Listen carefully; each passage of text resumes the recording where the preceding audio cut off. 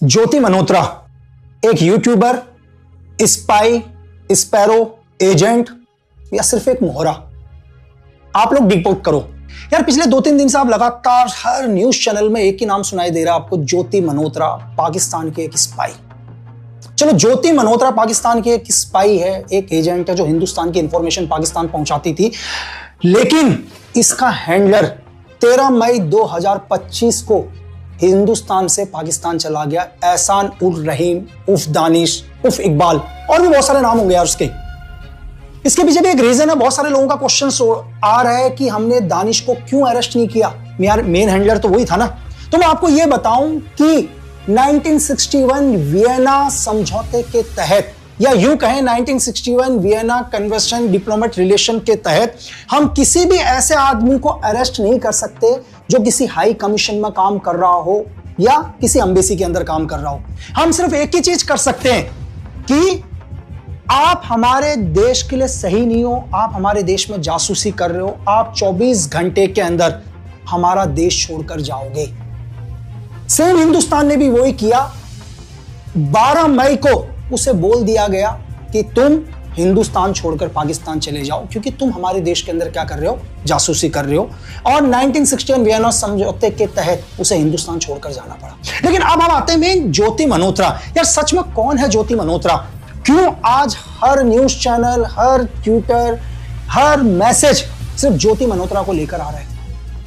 क्या ऐसा तो नहीं है कि पहलगांव का गुस्सा अभी भी लोगों के अंदर आक्रोश बना हुआ है, जो होना चाहिए? अगर सच में ज्योति मल्होत्रा एक स्पाई है तो 121A के तहत, आईपीसी के तहत उसके ऊपर भी वही मुकदमा चलाना चाहिए जो अफजल गुरु के ऊपर चलाया गया था। मैं आपको बताऊं कि अगर कोई हमारे देश के साथ गद्दारी करता है, देशद्रोह करता है, जिसकी वजह से हमारे राष्ट्र को सुरक्षा को खतरा है, तो उसके ऊपर 121A ही लगना चाहिए। लेकिन क्या सिर्फ 3 बार पाकिस्तान जाने से, अप्रैल 2023, मई 2024, मार्च 2025 की 3 बार ही ज्योति मल्होत्रा पाकिस्तान गई, उसके बाद एक चीन का दौरा किया और हमारी इंटेलिजेंस की नजर उसके ऊपर पड़ी और हमने ज्योति मल्होत्रा को अरेस्ट किया। हिसार पुलिस ने उसे अरेस्ट किया। अगर मैं आपको हिसार पुलिस का एक बयान बताऊं कि एसपी साहब ने एक बयान दिया है, आप उस बयान को सुनो। अभी तक हमारे पास इसका एविडेंस नहीं है कि क्या इसके पास पास ऑन तो कोई तब करेगा जब उनके पास इंफॉर्मेशन होगी। अगर आप उनके बयान को ध्यान से सुनोगे तो शायद ज्योति मल्होत्रा को आज अरेस्ट करे हुए 3 दिन हो चुके हैं। शायद 16 मई को उसे अरेस्ट किया गया था, आज 20 मई है, 4 दिन के बाद मैं वीडियो बना रहा हूं। लेकिन वो भी अभी कह रहे हैं कि हमारे को ऐसा कोई भी ना इलेक्ट्रॉनिक एविडेंस ऐसा मिला जिससे ये प्रूफ होता है कि ज्योति मल्होत्रा ने ऐसी कोई भी इंफॉर्मेशन पाकिस्तान तक पहुंचाई थी। लेकिन एक इसमें बहुत डाउट है, आप डिकोड करना। चलो ठीक है, मैं कहता हूं कि ज्योति मल्होत्रा एक ब्लॉगर थी, एक यूट्यूबर थी जो ट्रैवल के ब्लॉग्स को दिखाती थी। या ठीक है, ट्रैवल के ब्लॉग्स को दिखाने के लोग जगह जगह जाते हैं, वो पाकिस्तान गई। लेकिन इतना सही है कि उसके टच में दानिश था जो पाकिस्तान का हैंडलर था। और मैं आपको बताऊं कि दुनिया का कोई भी हैंडलर है ना इस दुनिया के अंदर, वो बिना अपने देश के प्रॉफिट के कभी भी किसी से बात नहीं करते ये लोग।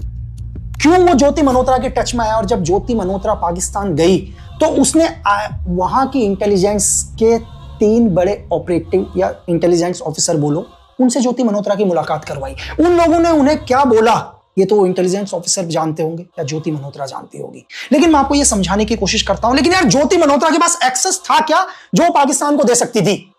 यार देखो, अगर कोई भी स्पाई के पास कुछ तो एक्सेस होना चाहिए कि ऐसी क्या इंफॉर्मेशन थी यार जो वो पाकिस्तान को देती थी। बेशक उसने सारे के सारे नाम क्या करे थे, अलग नाम से फिट करे थे अपने मोबाइल में। वो भी क्यों करे? इसके पीछे कोई ना कोई तो रीजन होगा। अगर ज्योति मल्होत्रा सच में एक स्पाई नहीं है, पाकिस्तान के लिए काम नहीं कर रही है, तो उसने क्यों अलग नाम से उनका नाम फेट किया?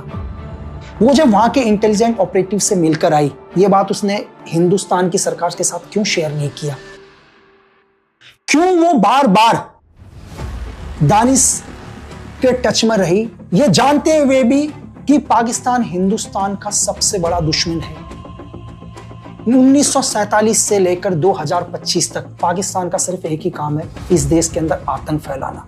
लेकिन ज्योति मल्होत्रा या इसके जैसे बहुत सारे लोग इस देश में रह के पाकिस्तान को सपोर्ट करना, हमारी इंफॉर्मेशन पाकिस्तान तक पहुंचाना, चलो मैं एक बार ये मान लेता हूं कि ज्योति मल्होत्रा नहीं थी स्पाई, एग्जाम्पल के लिए, लेकिन फिर भी वो एक स्पाई के रूप में काम कर रही थी।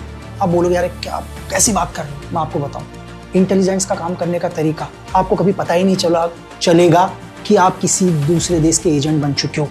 आप बोलोगे यार कैसे? आपको पता ही नहीं चलेगा, आप जाने अनजाने में अपनी हर इंफॉर्मेशन उस देश तक पहुंचा रहे हो। जो पाकिस्तान खुद एड फंडिंग में जिंदा है, जो खुद यूएस के और चाइना के रहमो करम पर पल रहा है, वो पाकिस्तान क्यों ज्योति को फंड दे रहा है यार? क्यों मदद कर रहा है? कुछ ना कुछ तो बेनिफिट उठा रहा है। बेशक कोई भी इलेक्ट्रॉनिक डिवाइस हो या ऐसे कोई एविडेंस नहीं मिले, लेकिन सिर्फ एक चीज इसमें ऐसी है जो कहीं ना कहीं सोचने पर मजबूर करती है कि एक ब्लॉगर से इंटेलिजेंट ऑपरेटिव क्यों मिलेंगे पाकिस्तान के। देखो, ज्योति मल्होत्रा, हो सकता है दानिश ने उनको बोला होगा कि यार आप ब्लॉग्स बनाओ, हम आपको सपोर्ट करेंगे, पैसे से लेकर किसी भी चीज तक। बेशक दानिश ने उसे स्टार्टिंग में नहीं बताया कि तुम पाकिस्तान के लिए काम करो, चलो एक इस बात को मान लेते हैं। सेकंड, जो इंटेलिजेंट ऑपरेटिव उसे पाकिस्तान की धरती में मिले, उन्होंने भी नहीं कहा होगा, चलो मैं एग्जांपल के लिए बोल देता हूं कि वो इंटेलिजेंट ऑपरेटिव बन के मिले ही नहीं, हो सकता है कुछ और बनकर मिले हो, क्योंकि अपनी आइडेंटिटी कभी वो बताएंगे नहीं। तो भी हम मान लेते हैं कि उसने कहा होगा कि यार ठीक है, तुम एक यूट्यूबर हो, ये हो, तुम हमारे पाकिस्तान को भी क्या करो, दिखाओ।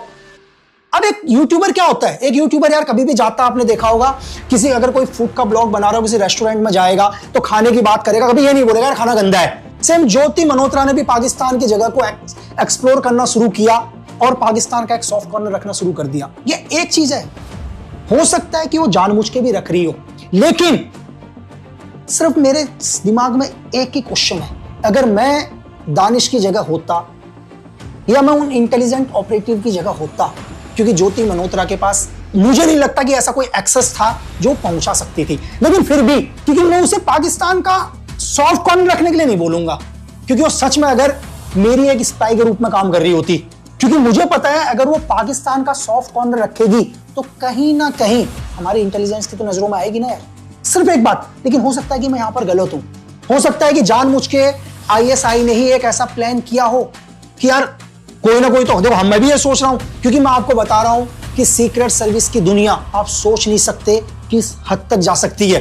क्या पता उन्होंने यही प्लान किया हो कि हम लोग इस पर सोचेंगे यार कि अगर सच में हमारी स्पाई होती तो क्यों पाकिस्तान का सॉफ्ट कॉर्नर रखती। ये चीज जानबूझ के भी होती है। बहुत सारे लोगों का क्वेश्चन यही होगा कि यार क्यों पाकिस्तान का सॉफ्ट कॉर्नर रखेगी, क्योंकि सेम आईएसआई एजेंट ने सोचा कि अगर हम पहले इससे पाकिस्तान का सॉफ्ट कॉर्नर रखेंगे तो कहीं ना कहीं जब इन फ्यूचर के अंदर इंडियन इंटेलिजेंस इसको अरेस्ट करेगी तो एक बात वो सोचेगी यार अगर सच में स्पाई है तो क्यों पाकिस्तान का सॉफ्ट कॉर्नर रखेगी, ये तो हिडन वर्क करेगी ना, जैसा मैं सोच रहा हूं। लेकिन हो सकता है मैं गलत सोच रहा हूं। अगर जो मुझे लगता है कि अगर ज्योति मल्होत्रा के पास पाकिस्तान को चीज देने के लिए थी एक्सेस के मामले में, वो एक बहुत बड़ा एक्सेस था उसके पास जो पाकिस्तान की आईएसआई की हेल्प कर सकती थी। उस पर मैं बाद में आऊंगा। पहले एक चीज कि ज्योति मल्होत्रा एक ट्रैवल ब्लॉगर थी, वो जगह जगह को एक्सप्लोर कर सकती है नॉर्मली तरीके से, और वो यार कोई भी पाकिस्तान का आदमी आकर भी वो चीजों को रैकी कर सकता है इनडायरेक्ट तरीके से। लेकिन ज्योति मल्होत्रा किसी भी ऐसे सेंसिटिव एरिया के अंदर तो वो भी एंटर नहीं कर सकती। ऐसा तो है नहीं कि ज्योति मल्होत्रा बोले मैं एक ट्रैवल ब्लॉगर हूं और बोले यार मुझे इंडियन आर्मी के अंदर का ब्लॉग करना है, पॉसिबल ही नहीं है भाई। इंडियन आर्मी हो गया, ऑर्डिनेंस फैक्ट्री हो गई, वो सेंसिटिव एरिया जो हमारे देश के लिए बहुत इंपॉर्टेंट होते हैं, ज्योति मल्होत्रा तो वहां पर वैसे भी नहीं घुस सकती थी। लेकिन ज्योति मल्होत्रा एक चीज उसके हाथ पर था, एक्सेस करना। वो पाकिस्तान के लिए क्या है, एक हनी ट्रैप का काम कर सकती थी। अगर मैं होता एक किसी दूसरे देश की लड़की जो एक नॉर्मल है, एक ब्लॉगर है, चलो ठीक ठाक सी दिखती है, उसके पास एक पॉइंट है कि वो अपने देश के किसी भी ऐसे आदमी को हनी ट्रैप कर सकती है जो मेरे लिए काम का हो। कहीं आईएसआई का ये प्लान तो नहीं था कि ज्योति मल्होत्रा इंडिया के ऐसे आदमी को हनी ट्रैप करे जिसे बाद में आईएसआई ब्लैकमेल कर सके और अपने बहुत सारे काम निकाला जा सके। ऐसे बहुत सारे इंसिडेंट हुए। अगर आप बैक में चले जाओ तो हिंदुस्तान के अंदर ही अकेला ऐसा इंसिडेंट नहीं है। मैं आपको बताऊं, एक आईपीएस ऑफिसर यार जो एलटीटी के ऑपरेशंस कर रहे थे, श्रीलंका भी गए थे, वो खुद हनी ट्रैप हो गए। एक यूएस की एजेंट जो एयर होस्टेस बनकर आई इंडिया के अंदर, उन्होंने उससे दोस्ती करी, करने के बाद उसको हनी ट्रैप किया हनी ट्रैप करने के बाद कुछ एक उनकी फोटोग्राफ्स वगैरह थी, उनको ब्लैकमेल किया और उन्होंने बहुत सारे एविडेंस दिए यार। ये सिर्फ मैं कह रहा हूं, मेरे पास कोई एविडेंस नहीं है, मैं सिर्फ डिकोड करने की कोशिश कर रहा हूं कि आईएसआई ज्योति मल्होत्रा से क्या काम निकलवा सकती थी। और रही मैसेज देने के बाद, मैं ये भी बोलूं कि हो सकता है यार आप इलेक्ट्रॉनिक डिवाइस से कुछ भी नहीं पकड़ पाओगे। आपको क्या लगता है कि कोई स्पाई यार अपने मोबाइल से थोड़ा ना बात करता होगा यार? आपको क्या लगेगा कि मैं अपने मोबाइल, अपना व्हाट्सएप, अपना टेलीग्राम, अपने स्नैपचैट, मैं इनसे मैसेज दूंगा? मैसेज देने के हजारों तरीके हैं यार। चलो मैं वो एक तरीका आपको बताता हूं जो तरीका बहुत पुराना है, लेकिन आप लोगों के लिए नया होगा, क्योंकि आप लोग बोलोगे यार सर कि इतनी इंफॉर्मेशन आपने हमें क्यों दे दी? क्योंकि जो मैं आपको तरीका बता रहा हूं यार वो 5-7 साल पुराना है। 5 साल पहले क्या करते थे हम लोग भी? अगर मुझे भी किसी से बात करनी होती थी तो मैं पहले बोलता था कि हमारे हिंदुस्तान के अंदर एक न्यूज चैनल आता है, एग्जांपल के लिए कोई भी, आज तक हो, जी न्यूज हो, XYZ हो, मैं 8 बजे आऊंगा और जी न्यूज का ये लाइव देखूंगा, ठीक है? और मैं इस नाम से करूंगा और मैं कमेंट्स पे बात करता रहूंगा नीचे। और वहां भी वो बंदा क्या करता था, उसी चैनल को खोल के रखता था और मेरे कमेंट्स को पढ़ता था। अब उन कमेंट को भी डिलीट कर देता था यार मैं। न्यूज चैनल में भी हम लोग बात करते हैं आराम से। ये 10 साल पुराना है यार। आज तो आप छोड़ दो, मैसेज देने के हजारों तरीके हैं, लेकिन मैं अपना मोबाइल फोन वगैरह यूज नहीं करूंगा तो बहुत नॉर्मल है यार। ये इलेक्ट्रॉनिक एविडेंस मिलना तो बहुत ही मुश्किल है। लेकिन सिर्फ मैं ये कहना चाह रहा हूं, क्या सच में ज्योति मल्होत्रा एक स्पाई का काम कर रही थी? क्या सच में वो आईएसआई को कोई एविडेंस देती थी? या सच में उसने किसी को हनी ट्रैप किया? या सिर्फ ज्योति मल्होत्रा अपने नाम को कमाने के लिए व्यूवरशिप के चक्कर में फंसती गई? ये आप डिकोड करो और आप सोचो कि क्या वो एक स्पाई है या एक मोहरा। और फिर लास्ट में एक ही चीज कि इस दुनिया में देश प्रेम से बड़ा कोई धर्म नहीं होता यार।